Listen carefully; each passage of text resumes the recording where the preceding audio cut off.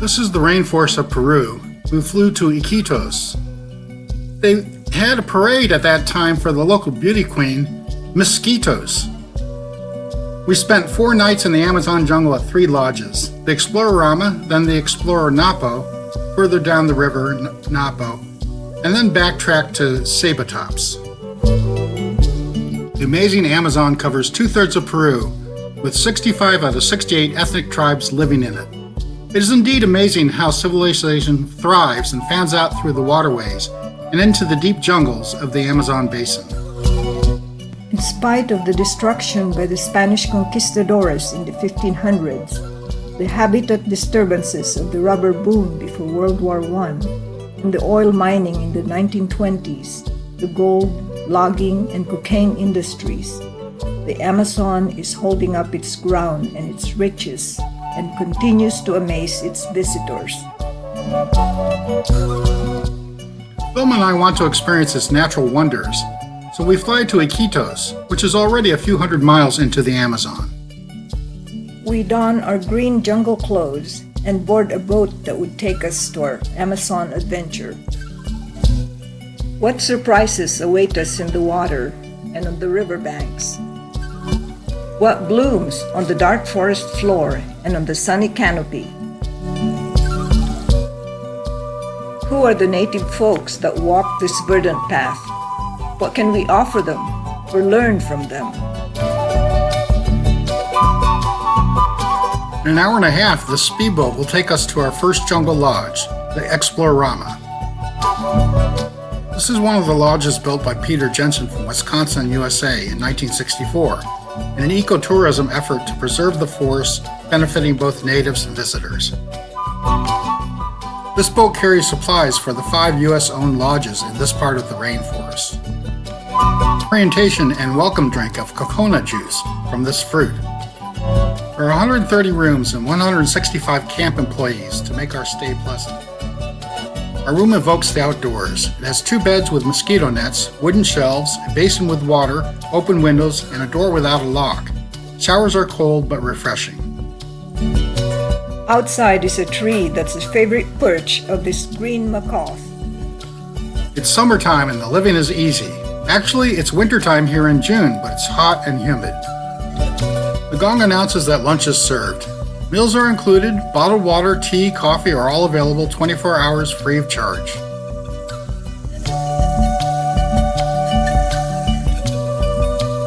By mid-afternoon, Celso, our excellent guide, takes us for a walk in the forest, identifying every little insect, plant, or tree that catches our fancy.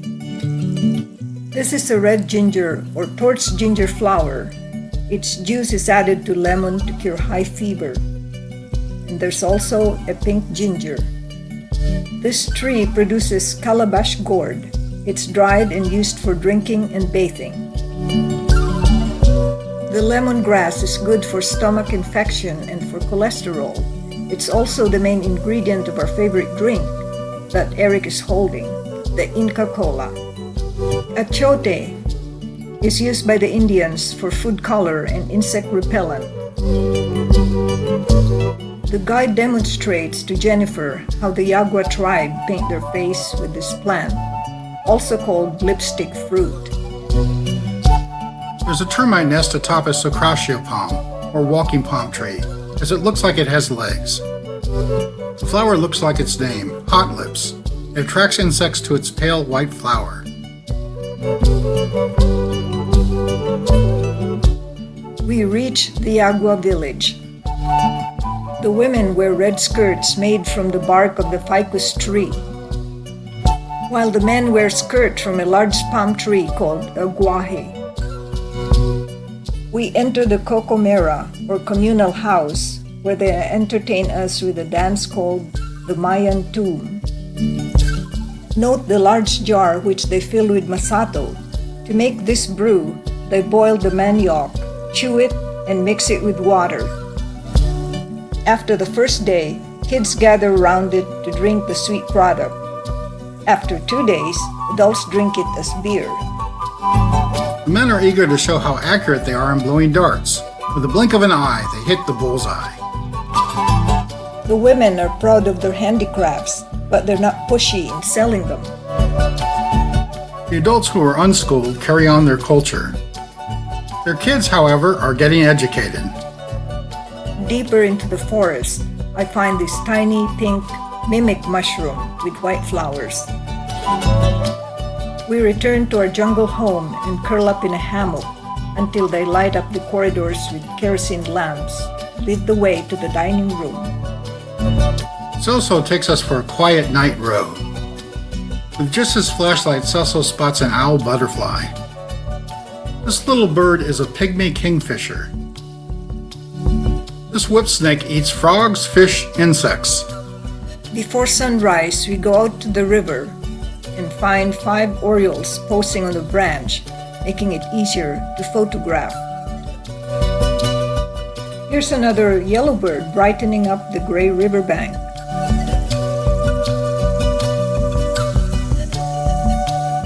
This is the Peruvian doctor in La Clínica Llanamono, built by Rotarians from Peru, Canada, and the US.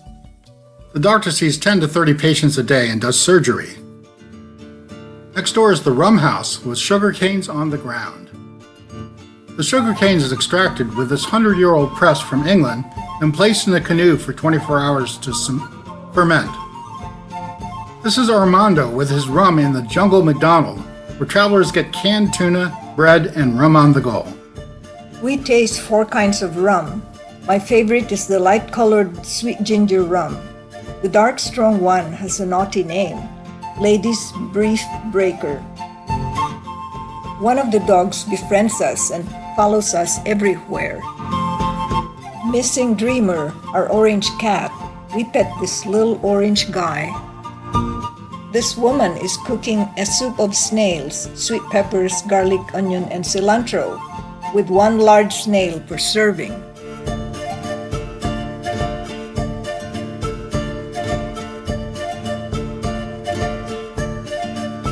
From the murky Amazon, we turn left into a tributary, the clear Napo River, then enter the smaller Sukasari River. In here is nestled the Explore Napo Lodge.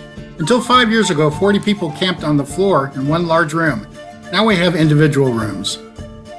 Charlie the capybara is on deck to greet us.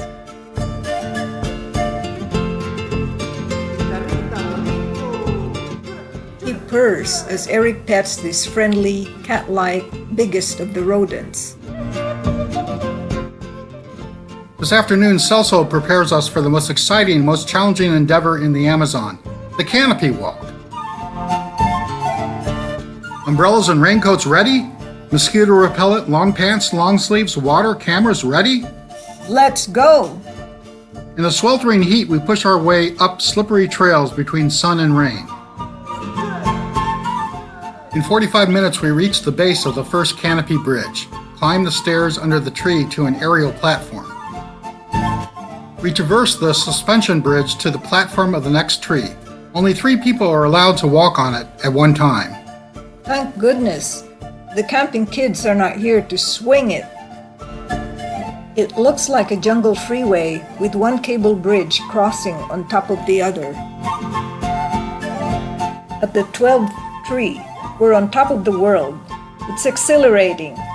At 120 feet high, the vegetation is different from the forest floor. The giant bromeliads grow profusely on its host Inga tree. The hardwood Cedralinga tree lets down its hair of vines freely into the dark green abyss. The quarter-mile bridge is an amazing feat for the group called American Conservatory of Tropical Studies. Back to the forest floor, we get a glimpse of these giant tropical leaves.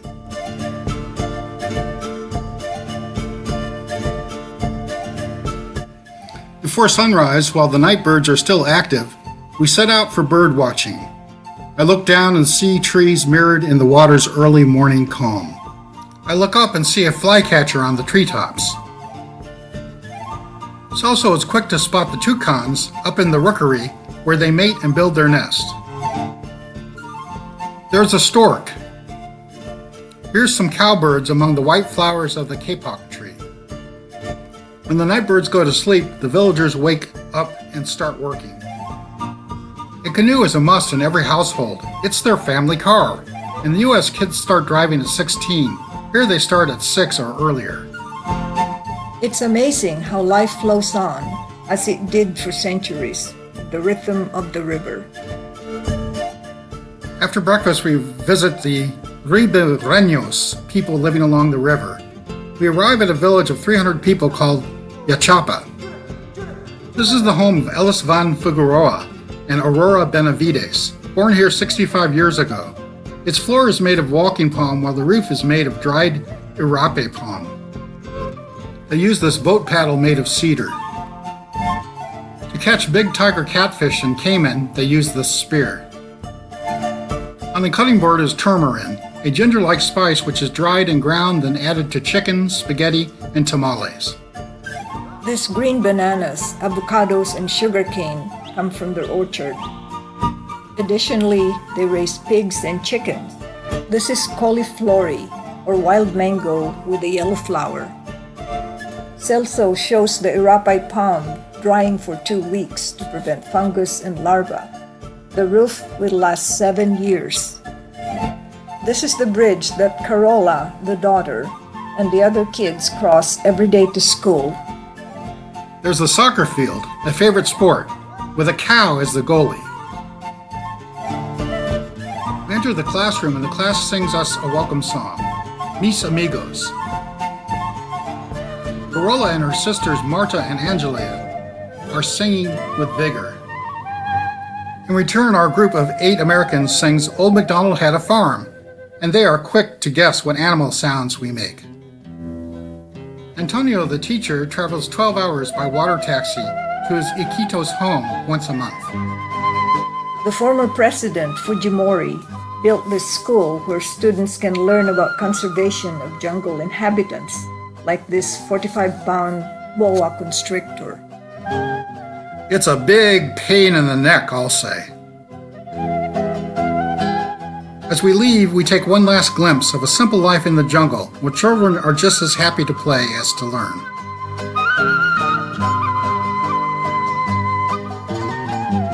Behind our lodge is an inviting green path that leads to a botanical garden. And here's the curandero, who knows how to cultivate and prepare them. 245 species of local medicine, from fever reducer to hallucinogen. The ginger, he says, is good for altitude sickness, so I buy some to chew when I get to the Andes Mountains. The shaman demonstrates his healing on Vilma, starting with puffing smoke. It is followed by shaking branches around her, along with incantations. What have we here? An anteater. This guy, who's accustomed to people, likes to grab legs. I write a postcard to our cat. Dear Dreamer, I met an over-friendly anteater who tightly grabs my legs, the way you grab my ankles and won't let go when you were a kitten. This is our dining room, where we get 3 buffet meals a day. For lunch, we have manioc, yams, chicken, rice, vegetable, and salad. In addition, our group is eating the avocados given by Aurora from the village. And for dessert, we have tapioca pudding, or flan like this. While Eric goes piranha fishing, I revisit the garden. The sangre de grado is dragon's blood sap, used for infection, hemorrhage, mosquito bites, and, listen ladies, wrinkles. Called uña de gato, or cat's claw.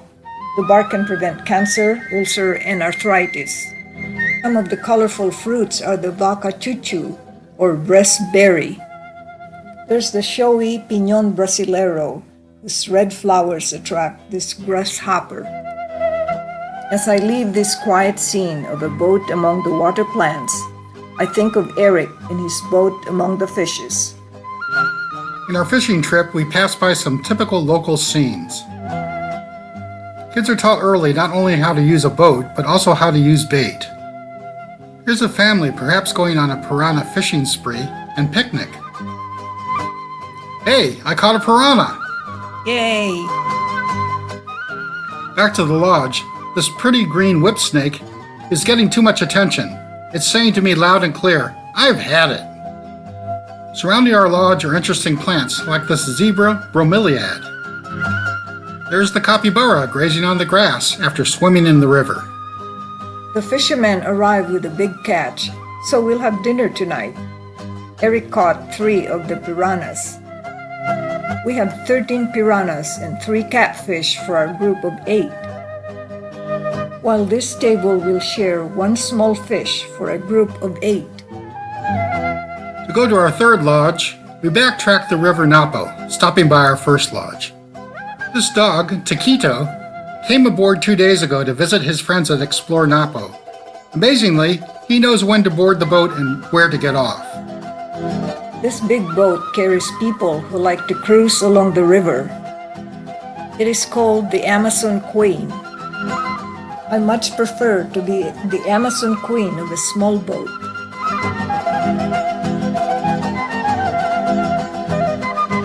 Our third lodge is different from the other 2. It has hot running water, air conditioning, and a tropical swimming pool. It also has a hammock house with bunches of bananas hanging to attract birds. We walked to the ceiba tree, where the lodge got its name, ceiba tops. Its shallow roots extend 150 feet away to support its tall trunk. This attractive plant, heliconia, abounds here. This is cacao, where chocolate comes from. This orphaned baby deer, Juanito, is being bottle-fed by a boy. On the way to Monkey Island, we stop at the lake to view the lily pads, with Cristino paddling us there. The Victoria regia are giant lily pads about 6 feet in diameter. The underside is spiky and looks like a huge waffle. What have we got here? A very slow-moving sloth.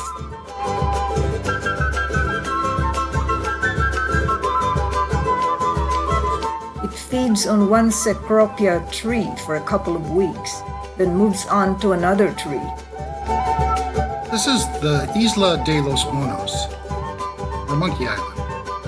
This friendly inhabitant approaches the dock to welcome us. They are not shy. Instantly, the red wakati and red howler climb up to the guy. This one likes to show off his upside-down trapeze swing, while these 2 show off their beam balancing skill. This baby tamarin prefers to balance itself on mama's back. As I try to photograph this baby, the mother keeps jumping on my head, so it's best to leave mother and baby alone. He has a curious look that says, "Who are these intruders?" This father gives a warning look. "Do not disturb my family." This elusive pink-faced monkey eats this plant called angel trumpet. This guy prefers to eat bananas, and lots of them. This guy is warming up to me. This is fun, a petting zoo for adults. Come on, baby, come on. That's my boy. Just a minute. Help! I'm being attacked by a howler and a woolly. As soon as we step foot on the dock of ceiba tops, we jump into the pool. On a hot and humid day, I can spend the rest of the day in this tropical pool. On occasion, bright-colored macaws drop in to be admired and photographed. They are indeed a feast for the eyes. What a lovely way to end our visit to this natural gem, this amazing Amazon.